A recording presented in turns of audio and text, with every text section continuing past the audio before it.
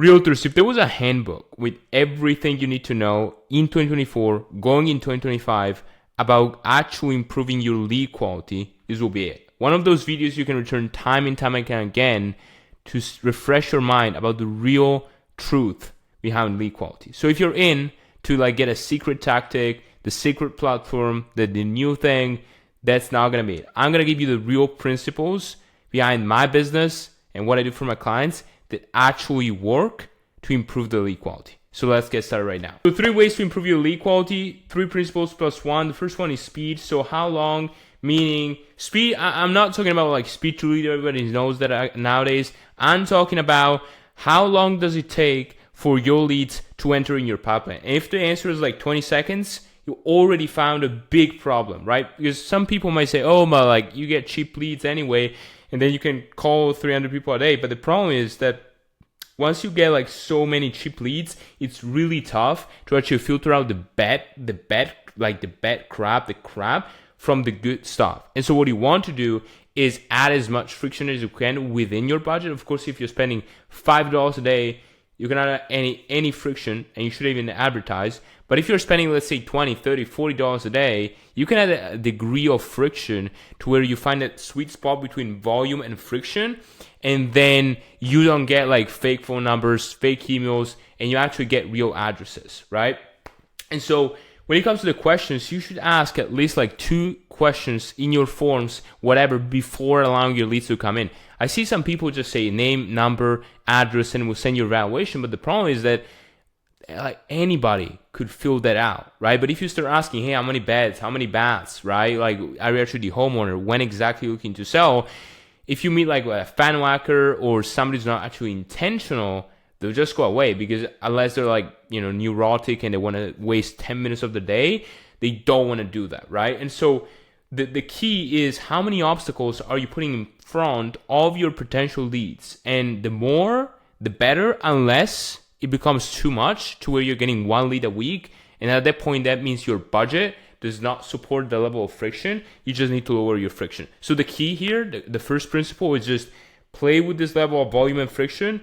But if you're just getting crappy numbers, crappy emails, think about this, and you 100% guaranteed your thing takes too little to fill out, and that's why you're getting fake numbers and fake emails, okay? Second thing, tracking, right? This is the most important piece behind lead quality, okay? Tracking. So if you go and look my latest video, I talk about tracking everything within your business, everything. That's the biggest thing I found out works the best for my business personally, for my clients too, right? Like I gave them a tracker to track like how many calls they're making, how many follow-ups they're making, because then at the end of the week they can see, okay, cool, I did this, how can I improve, right? And they have real data, right?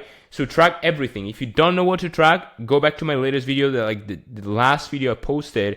I really dive in. I actually give out a tracker. So if you want a tracker, go watch that video. You'll find a tracker too. But essentially track everything. If right now you're not tracking anything, you know what the issue is, right? Because if you don't track anything, if you don't sit down every Sunday 2 hours analyzing the metrics, or if you don't at least sit down 1 day a week, whenever you want to analyze the metrics, sit down, focus, and see, okay, cool, my click-through rate, or my cost per lead is too low. What am I doing wrong? Let's fix this, right?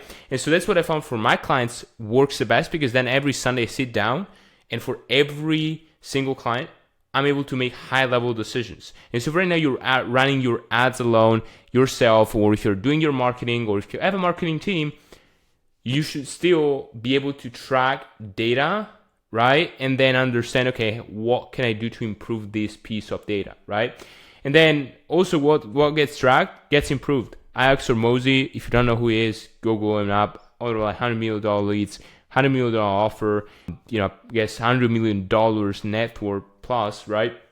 And he tracks everything. I actually learned this principle from him, but he tracks his bank account every day. Health, every little metric of his health, right? I guess even the biggest guys out there, Ryan Serrant, right? Like all the biggest guys out there, they track every single. Do you think Ryan Serrant doesn't track like his sales, like metric, every little metric behind his sales, right? Or behind his personal brand, right? That's how the greats are the greats become greats, or the greats become greater, and the gods just stay average, right? Because the greats just really think about every little detail, possible detail. They improve at that, and then over time it just becomes as close as possible to perfection, right? And so, second thing, track your stuff. If you're not, even if you're doing like not as like cold calling, are you tracking how many cold calls you make per day? Okay, cool. How many people are picking up? How many people are ending in like good conversations? How many appointments you get per day, right? Whatever you're doing, this is going to improve your lead quality, because again, it follows the principle: what gets tracked gets improved. Okay. So now, lastly, follow up, right? And I'm a contrarian here, right? I did not include any sources on purpose because I'm a bit of a contrarian here. So people think that following up means calling the leads every, the first 3 days. But the problem is that actually the real follow-up is done after they ghost you for 2 months, and then you come back and you still follow up, and then they text you, I'm ready. That's when you know you actually went the extra mile, because they contacted you and the other realtors probably gave up before you, right? And so there's no magic around the work. If you can do it, delegation is the key, but someone is going to do it, right? Somebody's going to do it. If you actually want to get real, like lead quality is good. Like the first thing is going to improve your lead quality massively, right? But the real thing, that's why like everybody's thinking, oh, lead quality, you need to do this secret tactic, right? But most people probably already click off. But if you're still here, right? And that means you have a longer attention span than most people. Means that you know that there are no tactics. There's no tactics behind the work, and follow up means that like you actually every week you call all the old leads. You still follow up despite them not answering for like 30 times, right? Unless they're not a real homeowner. At that point you stop. But if they're real and if they didn't tell you to stop, you keep going. Right? Because it happens multiple times. This guy like maybe ghosted for like 2 months, and then boom, all of a sudden listed a home, and our realtor did not get the listing, right? So it's so frustrating when it happens. I don't want that to happen to you, right? And so again, if you can do it, if you have like 20 appointments a day, you should also have the money to delegate that to like a personal call or personal ISA, whatever, another agent, whatever, to do your calls for you. And if you don't have the money, you know that you have time to do it, right? It really depends if you have the money or the time to do it, right? And so again, last thing, real treat here, database activation. Every 3 months for our clients, we run database activation campaigns, meaning we get in touch with a new offer, new angle to the old leads that came in like 3-4 months ago. Why? Because if you just reach out after 2 years, probably they just forgot about that. But 4 months is still a good time frame. Let's say they came in summer. Right now it's November. We reach out and say, cool, do you want to get something updated going in 2025 and spring 2025? They might want to sell in spring 2025, right? And so you never know. That's why you keep it up, and every 3-4 months, automatically, without you having to text every single guy, you need to have a sort of like database activation via text, via email, via calls, whatever you want, where you approach them. That's the key, with a new offer, right? Actually going to write it down, with a new offer, right? And if you don't, right? If you don't approach them with a new offer, they're probably not going to answer. And the offer must be compelling enough for them to answer. But if you want to know how to make a good offer, just read $100 million offer by Alex Hormozi. I'll probably just link it down below. But if you just type $100 million offers by Alex Hormozi, like, you're going to find it. Easy, like, don't overthink it. It's just a short text message, straight to the point, good offer, and they'll probably reply 3 to 5% of all of your leads you generated in the past, okay? Now, lastly, bonus, the most important piece of the puzzle. If you actually track your stuff, now you know what results you're getting from there. Once you have identified what's happening, right, what's going on and what needs to improve, you need to consistently test things that are actually going to bring results. Okay, so if you're not testing anything, it's really tough to see what's working and what's not working, right? It's not going to be easy, especially if your stuff is already doing good. But the rule for testing is this: one thing at a time, right? And even if you're comfortable, let's say you're comfortable, your cold calling is going great. You're booking 5 appointments a day, right? Or maybe your door knocking is going good, right? There's always room to improve. Once you say, cool, I'm the best, like I nothing to improve, I'm perfect, there's no growth. And if you don't grow, you die, right? And so like the big key principle behind this is that you can always grow, right? And so to grow, you need to, number one, track that, right? And number two, after you track that, what you need to do is, or that's what at least what I do, what I personally do, is test one thing at a time. That's the biggest lesson I learned from my business and from my clients too. Because when I test a new ad for a client, I don't just go in and say, cool, let's test the copy, the creative, the hook, the offer. I don't do that, right?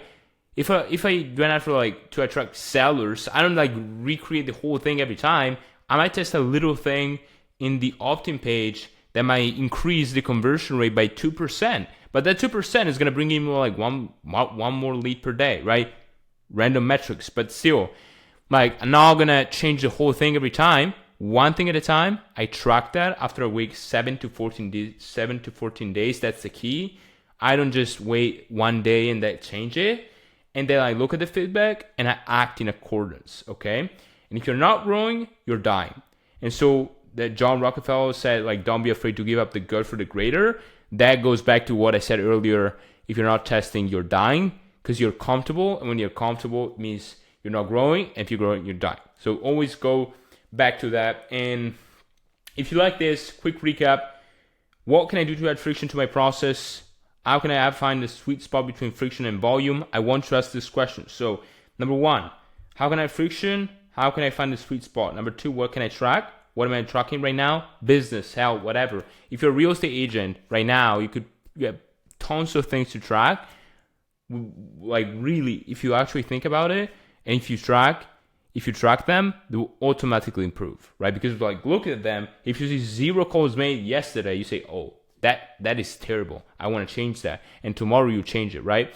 And so how can I track it? What are the main metrics I need to track? And lastly, go back to my second video when it comes to following up. This is my second video ever posted on this channel. I go and I show you the behind the scenes behind our system to convert seller leads. If you like this video, like, subscribe, share this video with your friends, share this video with don't share with your whatever, like share with who you want. If you find this valuable, and I'll see you inside our next